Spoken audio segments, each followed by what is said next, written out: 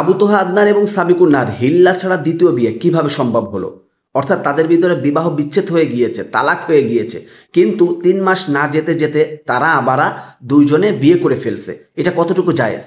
এই বিষয়টা নিয়ে বিস্তারিত কথা থাকবে, তাই রিকোয়েস্ট করছি না টেনে সম্পূর্ণ ভিডিওটি দেখবেন এবং শেয়ার করে দিবেন।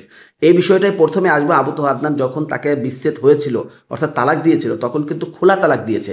আর খোলা তালাকটা স্বামীর পক্ষ থেকে হয় না, স্ত্রীর পক্ষ থেকে হয়, কোনো সম্পদ, কোনো টাকা বা কোনো অর্থের বিনিময়। অর্থাৎ তখন কিন্তু একটা গুঞ্জন উঠেছিল, মানে 8 ভরি স্বর্ণের বিনিময়ে সাবিকুন নাহার তাকে ছেড়ে দিতে বাধ্য হয়েছে, মানে এমন একটা কথার গুঞ্জন হয়েছিল।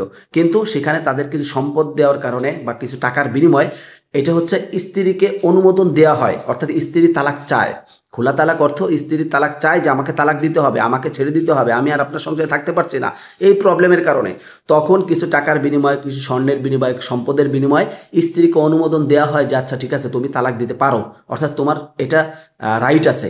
যখন স্ত্রী এইটা গ্রহণ করে তখন 1 তালাক হয়। স্ত্রী যখন এই বিষয়টা গ্রহণ করে শরিয়া অনুযায়ী 1 তালাক হয়, 3 তালাক হয় না। স্বামী সেখানে তালাকের কোনো কথা বলে নাই বা স্বামীর কোনো তালাকের কোনো সেও ওখানে নেই। এখানে স্ত্রীর পক্ষ থেকে 1 তালাক হয়ে যায়।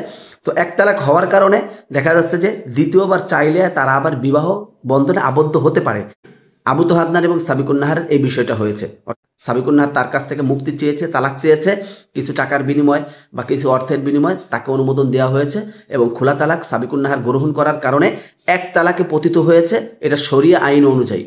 এবং 1 তালাকে পতিত হওয়ার পরে তাদের ছেলে সন্তানের মুখের দিকে তাকিয়ে তারা আবার বিবাহ বন্ধনে আবদ্ধ হয়েছে, অর্থাৎ তাদের 3 তালাক হয় নাই। এই বিষয়টা যারা জানে না, ভিডিওটি শেয়ার করে তাদেরকে জানার সুযোগ করে দেবেন।